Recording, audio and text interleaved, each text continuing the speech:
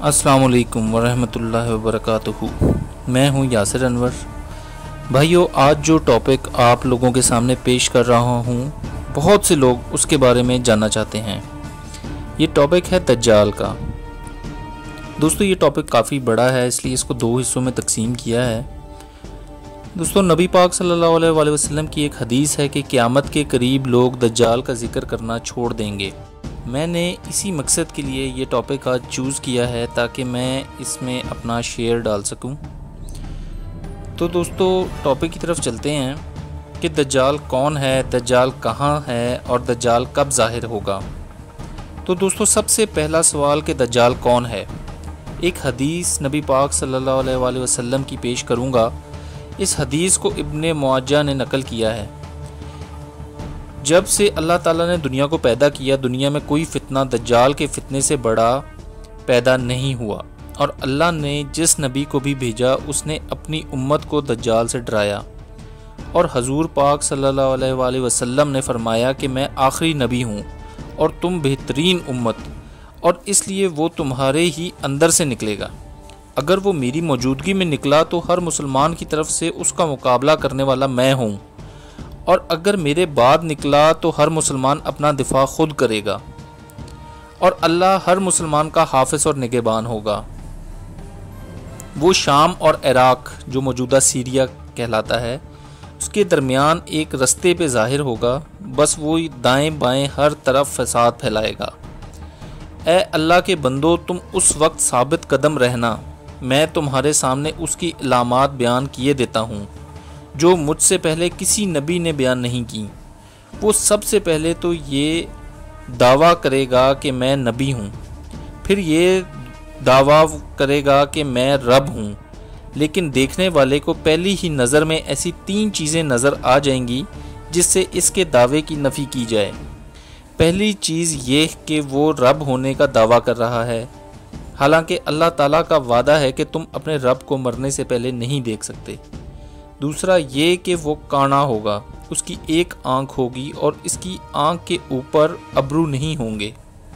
تیسرا یہ کہ اس کی دونوں آنکھوں کے درمیان کافر لکھا ہوگا، یعنی کہ کافر۔ یہ تو تھی وہ حدیث جو نبی پاک صلی اللہ علیہ وسلم نے دجال کے بارے میں فرمائی۔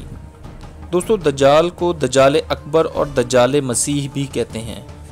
اب دوستو، مسیح، حضرت عیسیٰ علیہ السلام کو مسیح اس لیے کہتے ہیں، مسیح بامعنی چھونے والا۔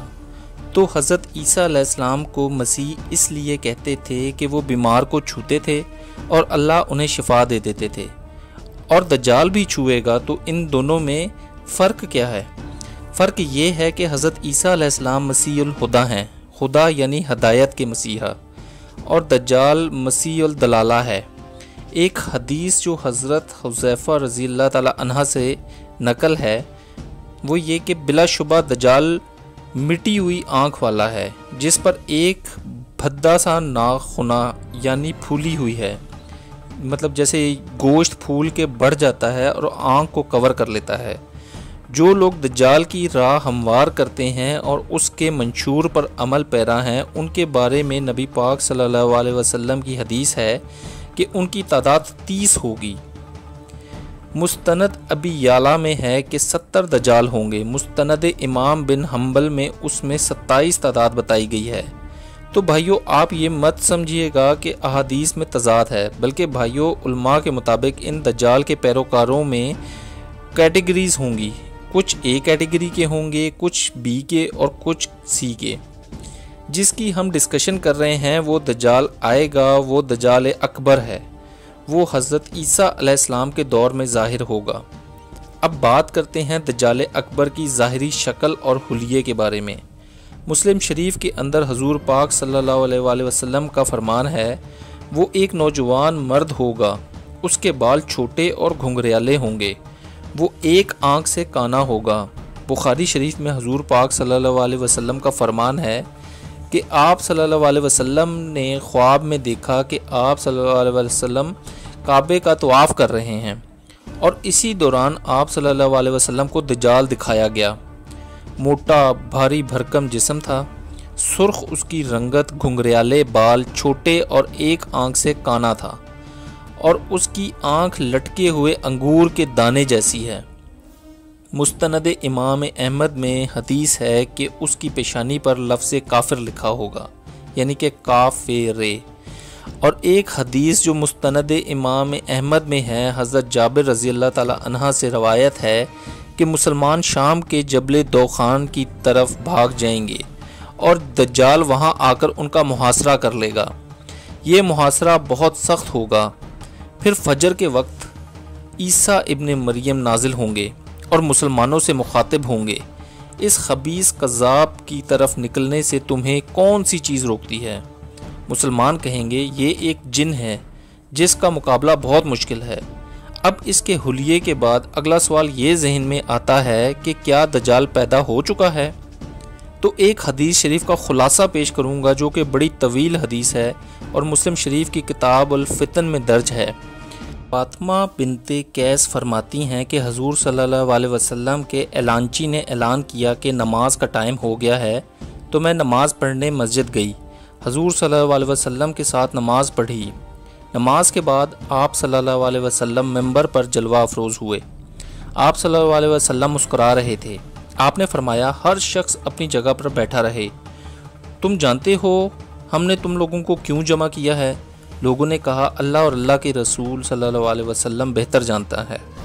تو آپ صلی اللہ علیہ وسلم نے کہا نہ تو میں نے تمہیں کسی چیز کا شوق دلانے کے لیے اکٹھا کیا ہے اور نہ کسی چیز سے ڈرانے کے لیے۔ آپ صلی اللہ علیہ وسلم نے فرمایا کہ میں نے تمہیں یہ بتانے کے لیے جمع کیا ہے کہ تمیم داری پہلے عیسائی تھا اور اس نے بیعت کی اور اسلام میں داخل ہو گیا۔ اس نے مجھے ایسا واقعہ سنایا جو دجال سے تعلق رکھتا ہے۔ اس نے بتایا کہ وہ نمہم اور جزام قبیلے کے 30 آدمیوں کے ہمراہ ایک بحری سفر پر روانہ ہوا۔ سفر کے دوران 1 ماہ تک سمندر میں وہ لوگ ادھر ادھر بھٹکتے رہے۔ وہ لوگ ایک جزیرے میں پہنچ گئے۔ جب وہ جزیرے میں داخل ہوئے تو انہیں ایک جانور ملا۔ کثرت بالوں کی وجہ سے یہ پتہ نہیں چلتا تھا کہ اس کا اگلا حصہ کون سا ہے اور پچھلا حصہ کون سا ہے۔ ہم نے اس سے پوچھا کہ تم کون ہو؟ تو وہ بولا میں جساسا ہوں۔ اس نے کہا کہ اس گھر میں جاؤ، وہاں ایک شخص جو تمہاری خبریں سننے کے لیے بہت مشتاق ہے۔ ہم جلدی سے اس گھر کی طرف بڑھے، اندر داخل ہوئے تو دیکھا ایک بھاری بھرکم آدمی جس کے ہاتھ اس کی گردن سے بندھے ہوئے ہیں اور گھٹنوں اور ٹخنوں میں لوہے کی زنجیریں ہیں۔ ہم نے پوچھا تم کون ہو؟ وہ بولا میرا تمہیں جلد پتہ چل جائے گا۔ تم بتاؤ تم کون ہو؟ تو تمیم داری کہتا ہم نے اسے ساری سفر کی روایات سنا ڈالی اور بتایا کہ ہم رستہ بھٹک گئے ہیں۔ تو وہ جو بندھا ہوا ہے وہ پوچھتا ہے کہ مجھے بایسان کے نخلستان کے بارے میں بتاؤ، میں تم سے یہ جاننا چاہتا ہوں کہ اس علاقے کے درختوں پر پھل آتے ہیں کہ نہیں؟ ہم نے کہا آتے ہیں۔ تو اس نے کہا وہ زمانہ قریب ہے جب اس کے درختوں پر پھل نہیں آئیں گے۔ تو دوستو بایسان کیا ہے؟ بایسان فلسطین میں ایک جگہ ہے جسے 1948 میں اسرائیل نے اس جگہ پر قبضہ کر لیا۔ یہ زمانہ قدیم وقتوں میں کھجور کے باغوں کی وجہ سے مشہور تھا، لیکن اب ان درختوں نے پھل دینا بند کر دیا ہے۔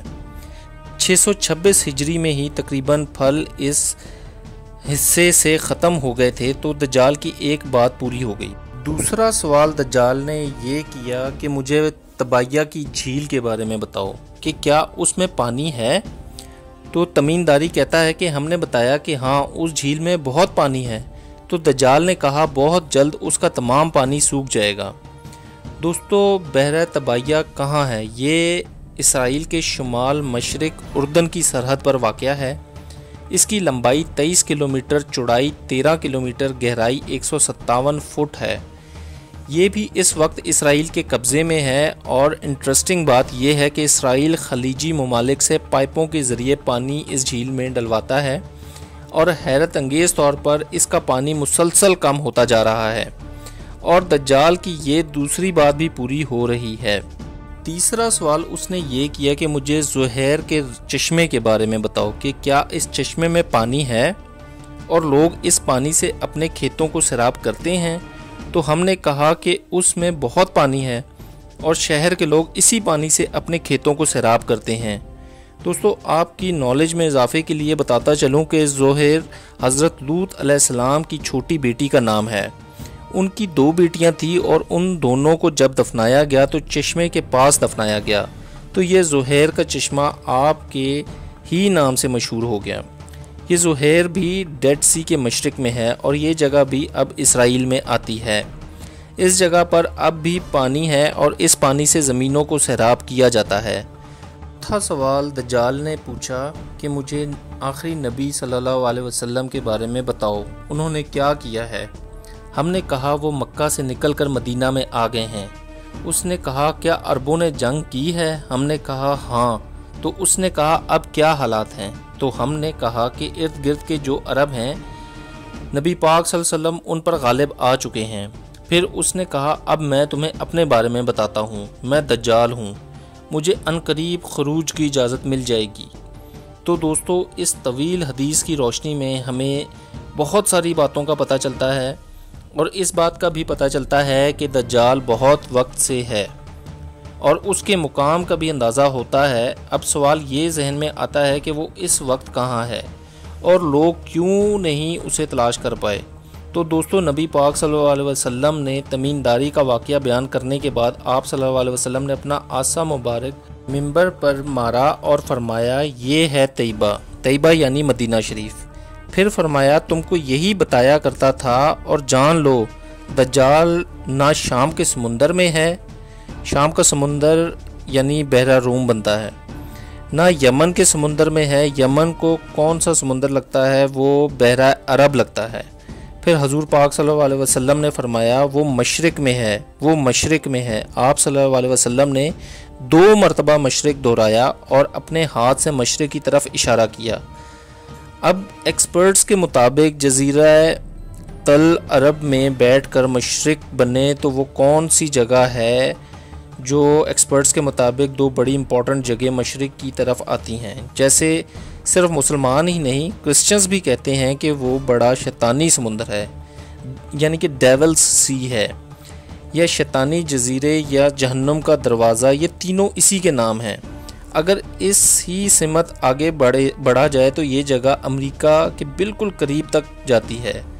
اب اس پر ریسرچ کریں تو ہمیں برمودا ٹرائینگل نظر آتا ہے۔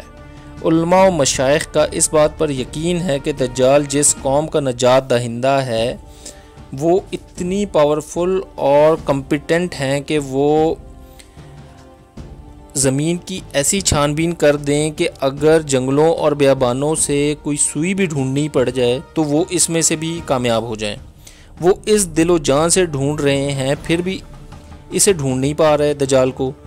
تو یہ بات سمجھ آتی ہے کہ وہ ایسی جگہ پر ہے کہ جہاں انسانوں کی پہنچ نہیں ہے اور نہ ہی انسانی تخلیق کردہ آلات کی پہنچ ہے۔ تو ایسی جگہ واحد برمودا ٹرائینگل ہی سمجھ میں آتی ہے۔ یہ برمودا ٹرائینگل بحیرہ اقیانوس کے کل 300 جزیروں پر مشتمل ہے۔ صرف 20 جزیروں پر انسانی مخلوق ہے اور جو علاقہ بہت خطرناک سمجھا جاتا ہے اسے برمودا ٹرائینگل کہا جاتا ہے۔ اس ٹرائینگل کا کل رقبہ 11,40,000 مربع کلومیٹر ہے۔ اس کا شمالی سرا جزائر برمودا، جنوبی مشرق سرا پیورٹو ریکو، جنوبی مغربی سرا اس کا میامی فلوریڈا ہے۔ یہ اس طرح سے یہ تکون بن جاتی ہے۔ آپ جانتے ہیں کہ فلوریڈا کا معنی کیا ہے؟ دوستو اس کا معنی ہے اس خدا کا شہر جس کا انتظار کیا جا رہا ہے۔ 1850 میں اس ٹرائینگل میں 50 سے زائد کشتیاں غائب ہو گئیں۔ اکثر بحری جہاز یہاں پر غائب ہو جاتے۔ پہلا رپورٹڈ بحری جہاز جو اس کے اندر ڈوبا 340 افراد اس کے اندر لے کر غائب ہو گیا۔ کچھ عرصے بعد 1968 میں ایک آبدوز 99 افراد کو لے کر غائب ہو گئی۔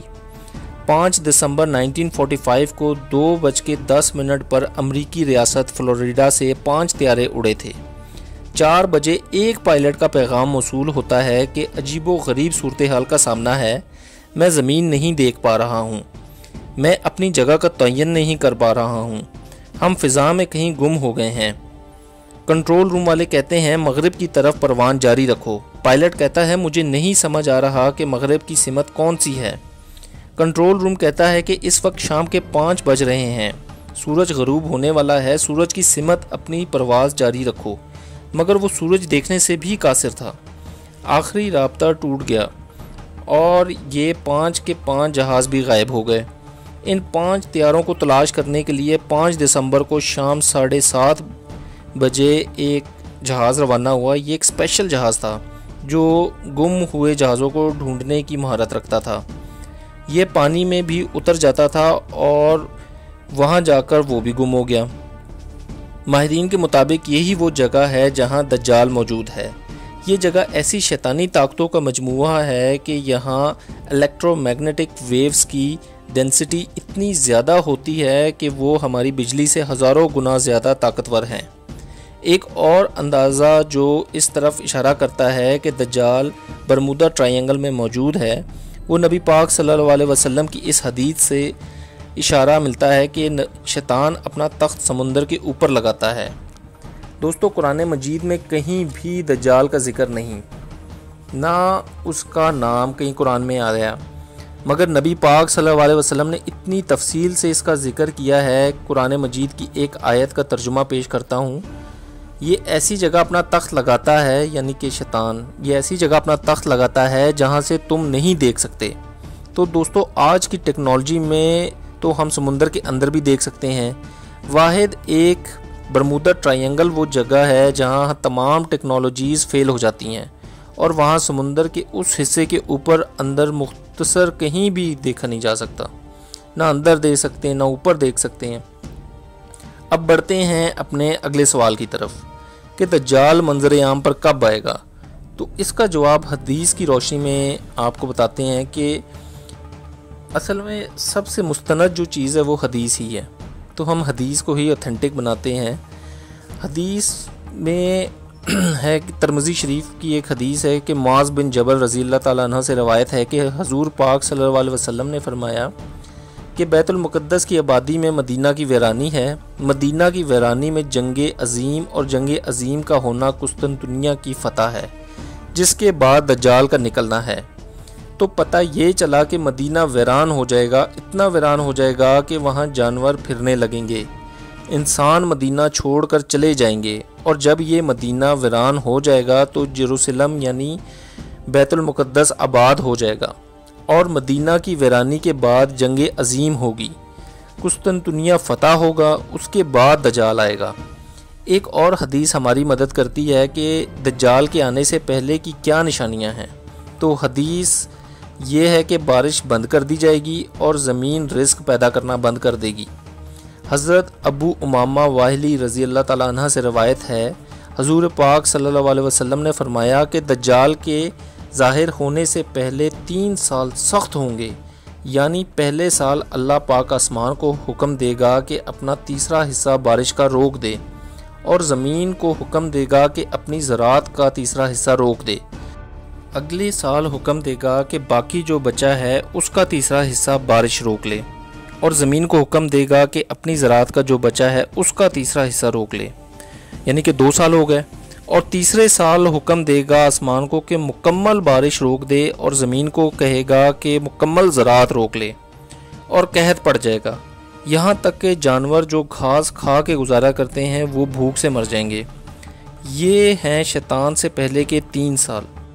تو بھائیو، دعاؤں میں یاد رکھیے گا اور سیکنڈ پارٹ ضرور دیکھیے گا۔ اب مجھے اجازت دیجیے گا، اللہ حافظ۔